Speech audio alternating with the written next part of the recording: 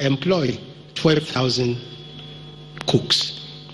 Now, this is a government that promises and delivers on its promises. And the unique thing about this particular SIP is that these things have been achieved in an era when there has been low revenue. It could have been a very perfect excuse to say that, because all revenues dropped so dramatically, therefore we are not able to meet our promises. But despite the lean revenues, we have been able to deliver on these promises. And this is not related just to the social investment program. It will gladden the hearts of Nigerians to know that despite these lean resources, this government between October 2016 and today has been able to add an additional $7 billion to our foreign reserves. We've been able to attract an extra $500 million to the sovereign wealth fund. In addition, we've been able to increase the excess crude account with $87 million and all this we did despite the very tight, the very little resources. I want to please go to back to the young lady from Enugu State. Please note that bargain you are hearing is from federal government and not from governor of Enugu State. Now, it's also important to note that one of the unique selling points of this program is transparency of it. This is the first program in the history of this country that you don't need to know anybody before you can get enrolled. And I'm happy that many of the participants have also, testified to this. And this is, to me, the real beginning of a new dawn. My appeal to all the participants is to please not limit their testimony to this hall. Please say it loud and clear, and every time to all Nigerians, how this government has impacted positively on your lives. I thank you very much.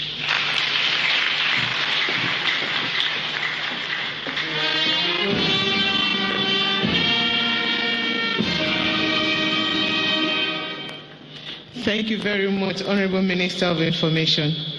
I have the pleasure to now invite Senate Minority Leader, Distinguished Senator Godswill Akpabio, for his goodwill message.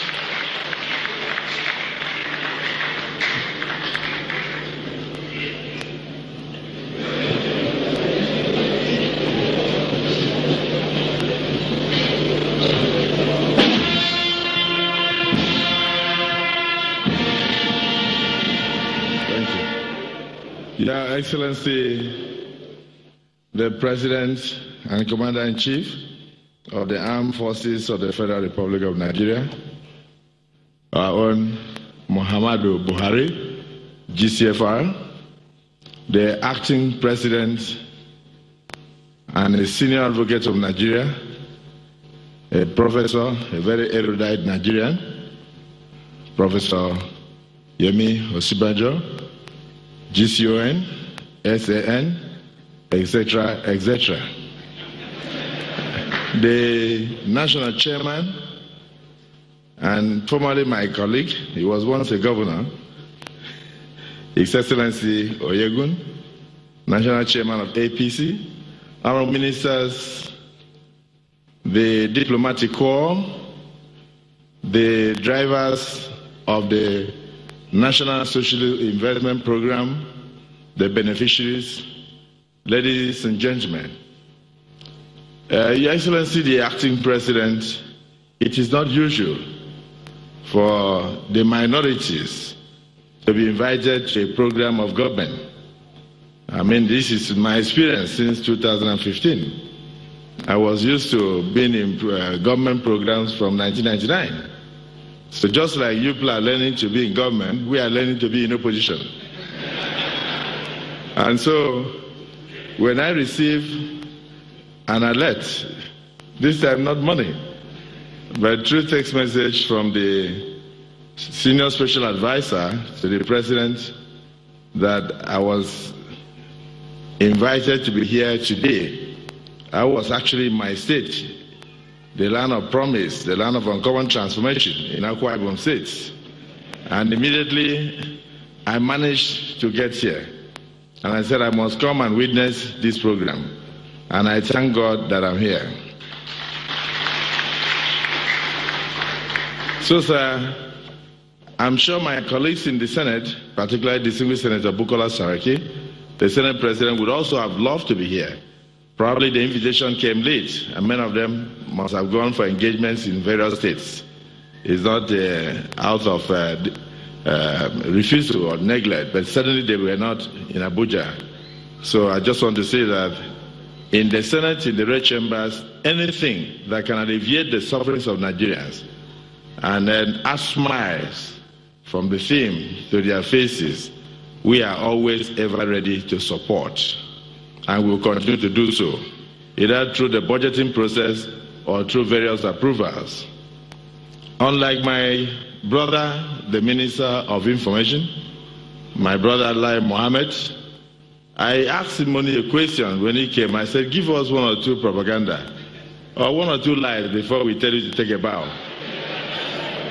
Because he was very good in answering everything we did in the People's Democratic Party. I was looking at former Governor Oni, and now he's in the APC. But then we were together in PDP, so I don't know, Oni, you know, I just want to greet you.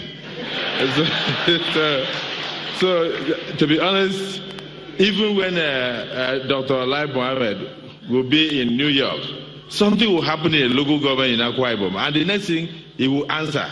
He didn't throw Twitter, anything. And I used to wonder, I said, what kind of network does this man have? And so quite unlike you, we don't criticize everything. We have to select what we criticize.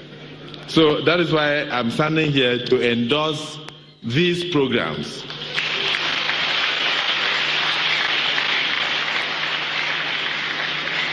And to commend the President and, of course, the coordinator of this program, the acting president, for a very laudable initiative.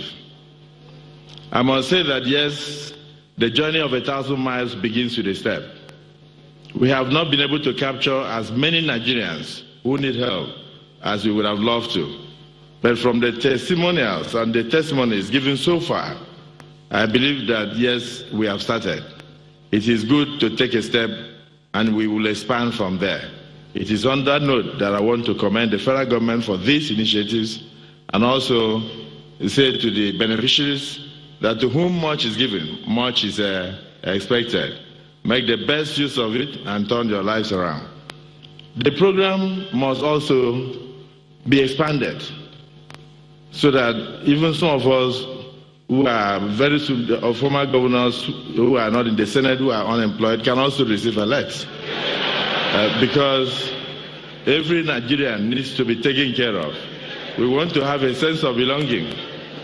On a more serious note, there are also a lot of Nigerians in various hospitals in the outskirts, even in here, Abuja, FCT here, who are not able to pay their medical bills and are detained, sometimes for as paltry as 7,000 naira. So it will be good to look at orphanages and look at such places in addition to the IDP camps and the others. And then, of course, we must also improve on information dissemination, because a lot of people in the rural communities are not aware. These ones were lucky. And of course, the starting point from the ICT portal we are talking about, not many states have bought into this program so far, because they've not been able to download to give the hardcover to their citizens to feel. And that's why I'm very delighted to be here. And I also want to urge the acting president that we should involve the legislature. We are closest to the grassroots, from members of the House of Assembly to the National Assembly to the Senate. We should also be involved in the process of selecting some of these beneficiaries, because on a daily basis we interact with them, and then we know most of those that are actually very vulnerable. I was sitting with Onwa, the Honour Minister, and former Governor of Anambra said, and they showed one school, Santa Maria. in Anambra, and all of them